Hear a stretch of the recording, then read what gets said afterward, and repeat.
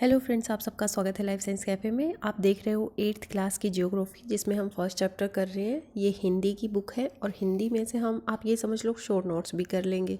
साथ में हम इम्पोर्टेंट पॉइंट्स वो जो हमारे एग्ज़ाम में आ सकते हैं और हमें एटलीस्ट पता होना चाहिए कि हमने ये पढ़ा है इस बुक में से, ठीक है। और दूसरी बात, जो बच्चे इंग्लिश मीडियम के हैं ज़रूर एक बार हिंदी मीडियम का सुने ताकि उनके कॉन्सेप्ट क्लियर हो जाए। फर्स्ट चैप्टर है संसाधन। मोना और राजू अपना घर साफ करने में अम्मा की मदद कर रहे थे।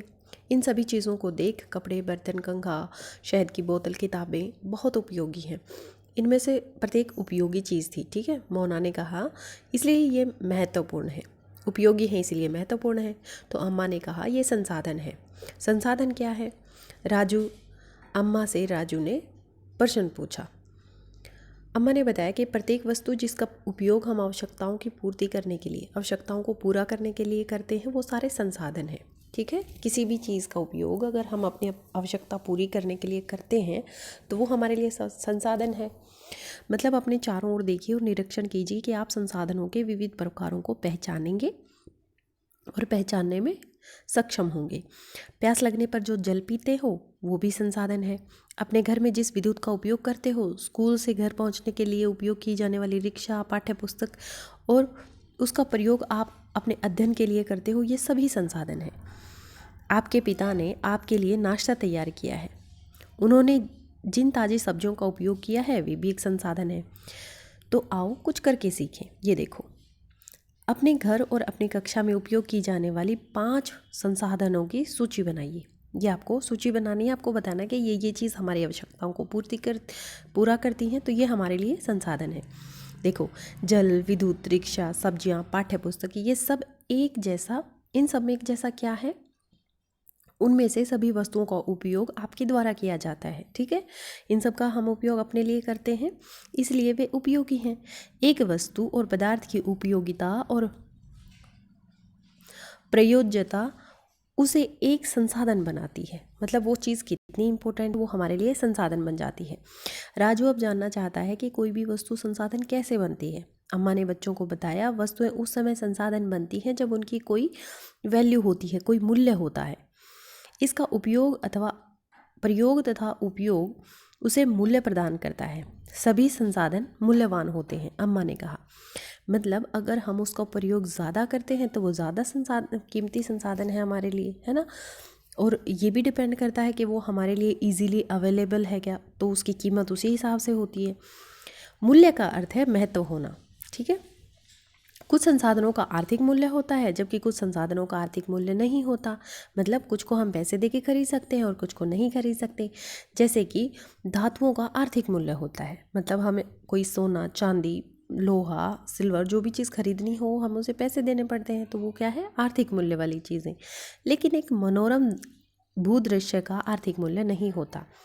इसका मतलब है कि अगर हम कहीं घूमने जाते हैं तो हम पहाड़ देखते हैं, पर्वत देखते हैं, तो उसके थोड़ी ना कोई पैसे लेता है। अगर हम अपने घर में बैठ के आसमान में उड़ती हुई चिड़िया को देखते हैं तो वो हमें खुशी देती है तो हमारे लिए संसाधन, लेकिन उसका थोड़ी ना कोई मोल होता है। परंतु ये दोनों संसाधन महत्वपूर्ण होते हैं। मतलब जिसको हम पैसे दे के खरीदते हैं वो भी पूर्ण है, जिसको हम वैसे ही नेचर में देखते हैं वो भी हमारे लिए महत्वपूर्ण है और मनुष्य की आवश्यकताओं को पूरा करते हैं। कुछ संसाधन समय के साथ आर्थिक रूप से मूल्यवान हो जाते हैं, ठीक है। कुछ की वैल्यू पहले नहीं थी लेकिन समय के साथ उनकी वैल्यू हो गई। आपकी दादी के घरेलू नुस्खे आज कोई वाणिज्यिक मूल्य नहीं है। जो दादी के नुस्खे हैं उनका कोई वाणिज्यिक मूल्य नहीं है, मतलब उनको पैसे से कोई नहीं खरीदेगा। लेकिन यदि वे पेटेंट करने के उपरांत मेडिकल फर्म द्वारा बेचे जाते हैं तब वे आर्थिक रूप से मूल्यवान हो जाते हैं। पेटेंट क्या होता है? देखो, पेटेंट का तात्पर्य है कि किसी विचार अथवा आविष्कार पर एकमात्र अधिकार होना, ठीक है। अगर आपका विचार कुछ ऐसा है कि कोई किसी ने पहले ऐसे सोचा ही नहीं हो और अगर आप उसका पेटेंट करवा लेते हैं, ये कुछ फॉर्मेलिटीज़ होती हैं गवर्नमेंट की तरफ से करनी होती हैं, ठीक है, तो उस पर आपका अकेला अधिकार हो जाएगा, तो वो पेटेंट होता है, उसको कोई दूसरा यूज़ नहीं कर सकता। आविष्कार भी होता है इसी तरह से, कोई चीज़ की नई खोज कर दें आप तो आप उसका पेटेंट करवा के उस पर अकेला एकमात्र अधिकार आप जमा सकते हो। उसके बाद आता है समय और प्रौद्योगिकी, दो महत्वपूर्ण कारक हैं। प्रौद्योगिकी मतलब टेक्नोलॉजी, ये दोनों बहुत ज़्यादा ज़रूरी हैं। प्रौद्योगिकी क्या होता है? किसी कौशल करने अथवा वस्तु बनाने में नवीनतम ज्ञान का प्रयोग करना। मतलब अगर हम कोई काम कर रहे हैं तो उसमें हम अपना आज की नॉलेज को यूज़ कर रहे हैं, तो वो क्या है? प्रौद्योगिकी, मतलब टेक्नोलॉजी।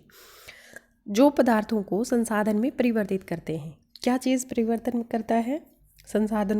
संसाधन किससे बनते हैं?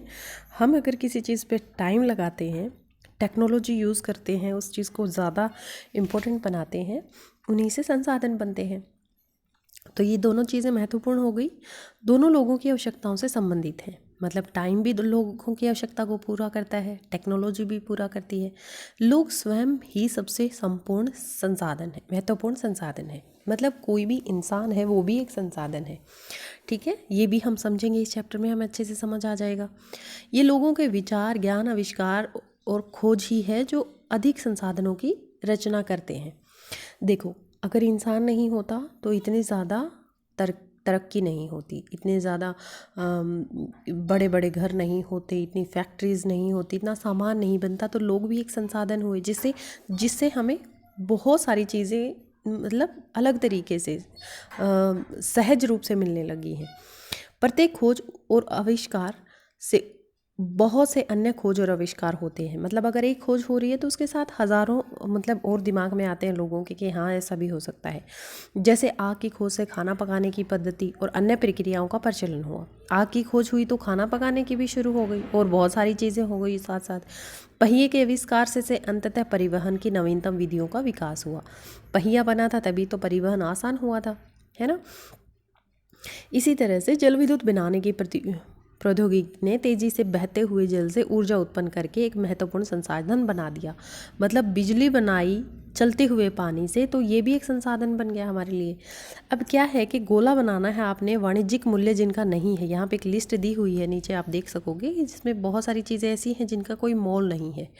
ठीक है, तो उनको आपने गोला बना के दिखाना है। अब देखिए, छोटा बच्चा जब ऐसे सुनता है तो वो अपनी माँ से पूछता है कि क्या मैं भी एक संसाधन हूँ? तो माँ कहती है कि तुम बहुत ही महत्वपूर्ण संसाधन हो।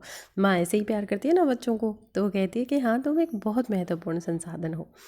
अब संसाधनों के प्रकार की बात करते हैं। देखो, संसाधन जो होते हैं प्राकृतिक, मानव निर्मित और मानव में वर्गीकृत किया गया है। ठीक है, संसाधन क्या प्राकृतिक हो सकते हैं, मानव निर्मित हो सकते हैं और मानव खुद भी एक संसाधन है। ठीक है, प्राकृतिक संसाधन में क्या होता है? जो संसाधन प्रकृति से प्राप्त होते हैं, ठीक है, जो कुदरत हमें देती है और अधिक संशोधन के बिना उपयोग में लाए जाते हैं। मतलब अगर हम उसमें कुछ ज़्यादा खोज ना करें, मतलब एज सच हम यूज़ कर रहे हैं, तो वो प्राकृतिक संसाधन है। जैसे वायु हम सांस लेने के लिए यूज़ करते हैं, थोड़ी ना फिल्टर करते हैं वायु को अंदर ले जाने से पहले। ठीक है, तो हम उसको ऐसे ही यूज़ करते हैं, उसमें कोई संशोधन नहीं किया हमने, तो वो प्राकृतिक संसाधन है। नदियों और झीलों का जल, हमारी मिट्टी जो है और खनिज जो है, ये सब प्राकृतिक संसाधन है। इन संसाधनों में से बहुत से प्रकृति के निःशुल्क उपहार हैं। मतलब इसके लिए हमें कुछ खर्चा नहीं उठाना पड़ता और सीधे ही उपयोग में लाए जाते हैं। कुछ परिस्थितियों में प्राकृतिक संसाधन का सबसे अच्छी तरह उपयोग करने के लिए औजारों और प्रौद्योगिकी की आवश्यकता हो सकती है। मतलब कुछ चीज़ों को इस्तेमाल करने के लिए हमें औजारों की भी आवश्यकता होती है। जैसे सूरज की किरणें हैं, हम वैसे ही उसे बहुत अच्छे से यूज़ करते हैं, लेकिन अगर हम सोलर प्लेट मतलब टेक्नोलॉजी यूज़ करें तो हम और भी ज़्यादा अच्छे से उसकी इस्तेमाल कर सकते हैं उसे। विभिन्न समूहों में प्राकृतिक संसाधनों का वर्गीकरण उनके विकास एवं प्रयोग का सत्र, उद्गम, भंडारण एवं वितरण के अनुसार किया जाता है। ठीक है, बहुत सारे ऐसे समूह हैं जिसमें प्राकृतिक संसाधनों का वर्गीकरण होता है। कैसे? उनके विकास और उनके प्रयोग के स्तर, उनका कहाँ से वो मिलते हैं, उनको कहाँ हम भंडार कर सकते हैं, स्टोर करके रख सकते हैं, और किस तरह से फिर उपयोग में लाते हैं, कहाँ कहाँ ले जाते हैं। इस तरह से उनका मतलब वर्गीकरण किया गया है। विकास और उपयोग के आधार पर संसाधनों को दो वर्गों में बांटा गया है। जैसे वास्तविक संसाधन होते हैं और एक संभाव्य संसाधन होते हैं। वास्तविक संसाधन क्या होते हैं? जिनकी मात्रा हमें पता होती है। इन संसाधनों का इस समय उपयोग किया जा रहा है। जर्मनी के रूर प्रदेश में कोयले, पश्चिम एशिया में खनिज तेल, महाराष्ट्र में दक्कन पठार की काली मिट्टी के भरपूर निक्षेप सभी वास्तविक संसाधन है। वास्तविक संसाधन मतलब हमें जिसकी मात्रा पता है, और संभाव्य संसाधन वो हैं जिनकी संपूर्ण मात्रा ज्ञात नहीं है। ठीक है, और इस समय हम इसका प्रयोग नहीं किया जा रहा, इस संसाधन का उपयोग भविष्य में किया जा सकता है। संभाव्य संसाधन जिसकी मात्रा हमें पता ही नहीं है, जो हमारा प्रौद्योगिकी, इस समय जो हमारा प्रौद्योगिकी का स्तर है वह संभवतः इन संसाधनों को आसानी से प्रयोग करने के लिए पर्याप्त रूप से उन्नत नहीं है। देखो, इसको समझने के लिए ऐसे करो कि लद्दाख में पाया गया यूरेनियम संभाव्य संसाधन का एक उदाहरण है। ठीक है, हमें यूरेनियम का पता नहीं कि कितना यूरेनियम है। इसका उपयोग भविष्य में किया जा सकता है। 200 वर्ष पूर्व तीव्र गति वाली पवनें एक संभाव्य संसाधन थी। ठीक है, 200 साल पहले जो हमारी हवाएं चलती थी, बहुत तेज गति से चलती थी। ठीक है, आज वे वास्तविक संसाधन हैं। जैसे कि नीदरलैंड के पवन फार्मों में पवन चक्की के प्रयोग से ऊर्जा उत्पन्न की जाती है। इस प्रकार के पवन फार्म तमिलनाडु के नागरकोइल और गुजरात के तट पर देखे जा सकते हैं। तो देखो, यहाँ पर आपको एक और चीज़ याद करनी है कि हमारे यहाँ पे पवन चक्कियाँ कहाँ हैं, तो आपको बताना है कि तमिलनाडु के नागरकोइल में और गुजरात के तट पर। ठीक है, और नीदरलैंड में ये पवन चक्कियों से ऊर्जा उत्पन्न की जाती है। उत्पत्ति के आधार पर जो संसाधन है वो अजैव होते हैं और जैव संसाधन होते हैं। अजैव संसाधन निर्जीव वस्तुएं होती हैं और जैव संसाधन जीवित वस्तुएं होती हैं। ठीक है, सजीव होते हैं। मृदा है, चट्टानें हैं, खनिज जैव संसाधन हैं। ये क्या है? ये तो मतलब जीवित नहीं है, तो इसलिए ये अजैव हैं। परंतु पौधे और जंतु जो हैं वो हमारे जैव संसाधन हैं। इसमें क्या क्या आएगा? जो जीवों के नीचे दबने से जो हमारे पास चीज़ें आती हैं, जैसे पेट्रोलियम है ना, और बायोगैस है, ये सारी चीज़ें जैव संसाधन हैं। अब है प्राकृतिक संसाधनों को विस्तृत रूप से नवीनीकरणीय और अनवीकरणीय संसाधनों में विभाजित किया गया है। नवीकरणीय मतलब हम उनको दोबारा से ला सकते हैं किसी तरह से, मतलब, और अनवीकरणीय मतलब अनवीकरणीय जिनको हम कोशिश कर लें हज़ारों साल बाद ही वो होगा, तब तक तो पता नहीं कौन कहाँ होगा। ठीक है, नवीकरणीय संसाधन वे संसाधन हैं जो शीघ्रता से नवीकृत अथवा पुनः पूरित हो जाते हैं। कुछ असीमित हैं, इसमें से कुछ असीमित हैं और उन पर मानवीय क्रियाओं का प्रभाव नहीं होता। जो असीमित हैं मतलब जिनका बहुत ही ज़्यादा कोई अंत ही नहीं है, उसमें आता है सौर ऊर्जा, पवन ऊर्जा, लेकिन फिर भी हम कुछ नवीकरणीय संसाधन जैसे जल है, मृदा है, वन है, लापरवाही से इनका उपयोग कर रहे हैं। लेकिन अगर हम चाहें तो इन्हें वापस ला सकते हैं, वन उगा सकते हैं दोबारा से, हमारी मिट्टी का प्रयोग ढंग से कर सकते हैं, जल का प्रयोग ढंग से कर सकते हैं, और पेड़ उगाएंगे तो सारी चीज़ें ठीक हो जाएंगी। तो ये चीज़ें हैं जो हमें नवीकरणीय कर सकते हैं। जिनका जल असीमित नवीकरणीय संसाधन प्रतीत होता है, फिर भी जल की कमी और प्राकृतिक जल स्रोतों का सूखना आज विश्व के बहुत से भागों में एक बड़ी समस्या है। ठीक है, लेकिन हम जल को जिस तरह से हम प्रयोग में कर रहे हैं ना, उससे हमारी समस्याएं बढ़ जाएंगी। संसाधन क्या होता है? संसाधन का भंडार क्या होता है? देखो, उपयोग के लिए संसाधन की उपलब्ध मात्रा जहाँ से हमें मिलती है, जितनी मात्रा है वो संसाधन का भंडार होती है। अनवीकरणीय संसाधन वे होते हैं जिनका भंडार सीमित है। अनवीकरण मतलब हम उन्हें पुनः पूरित नहीं कर सकते। भंडार के एक बार समाप्त होने के बाद उन्हें नवीकृत अथवा पुनः पूरित करने में हज़ारों वर्ष लग जाते हैं। इस अवधि में मानव जीवन की अवधि बहुत कम है। देखो, अगर हम 1000 साल का इंतज़ार करेंगे तो पता नहीं कौन कहाँ हो जाएगा, है ना। आदमी की तो उम्र 100 साल है, तो हम उन्हें अनवीकरणीय में डाल देते हैं। जो चीज़ें एक बार ख़त्म होने के बाद हज़ारों साल बाद हमें मिल सकती है, वो भी हमें नहीं पता मिलेगी कि नहीं मिलेगी। इस प्रकार के संसाधन अनवीकरणीय कहलाते हैं, जैसे कोयला है, पेट्रोलियम है, प्राकृतिक गैस है। तो ये चीज़ें आपको समझनी है कि कोयला ऐसे ही नहीं मिल जाता, पेट्रोलियम ऐसे ही नहीं मिल जाता। जो आप गाड़ी उठा के चले जाते हो घूमने फिरने के लिए, वो ऐसे ही नहीं मिलती। उसके लिए बहुत ज़्यादा मतलब आपको कष्ट उठाने पड़ेंगे। आपको आदत हो जाएगी गाड़ी चलाने की, एक दिन आएगा कि आपको पेट्रोल मिलना बंद हो जाएगा, तो फिर आपको दिक्कत आ जाएगी। इसलिए पहले से ही सुधर के काम करो।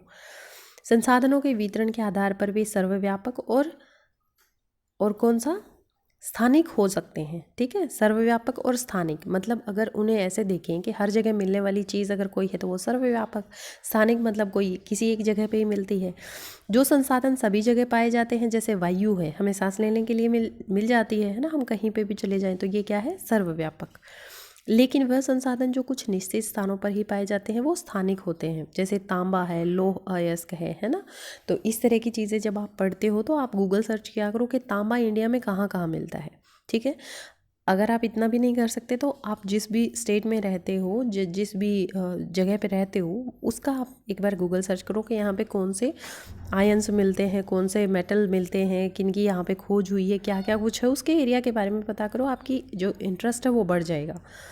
प्राकृतिक संसाधनों का वितरण है जैसे भूभाग, ठीक है, भूवायु, जलवायु, ऊंचाई, अनेक भौतिक कारणों पर निर्भर करता है। जो प्राकृतिक संसाधन होते हैं वो किस पे डिपेंड करते हैं? वहाँ की ज़मीन कैसी है, वहाँ की जलवायु कैसी है, समुद्र तल से ऊंचाई कैसी है, इन सब कारणों पे। पृथ्वी के इन कारकों में विभिन्नता होने के कारण संसाधन का वितरण असमान है। क्योंकि पृथ्वी पर जो ये चीज़ें होती हैं ना, जो पृथ्वी की जो भूभाग है वो भी अलग है, जलवायु भी अलग अलग है, ऊंचाई भी अलग अलग है, तो संसाधन का वितरण जो है वो भी अलग अलग है। कुछ नवीनीकरणीय संसाधनों के बारे में सोचिए और बताइए कि किस प्रकार संसाधनों का अधिक उपयोग उनके भंडार को प्रभावित करता है ना। आपको खुद को सोचना है कि क्या चीज़ें ऐसी हैं जिनका अगर हम ज़्यादा उपयोग करेंगे तो वो हमारे लिए नुकसानदायक हो जाएंगी। मानव निर्मित संसाधन को नेक्स्ट वीडियो में करेंगे। Thank you for watching life science cafe.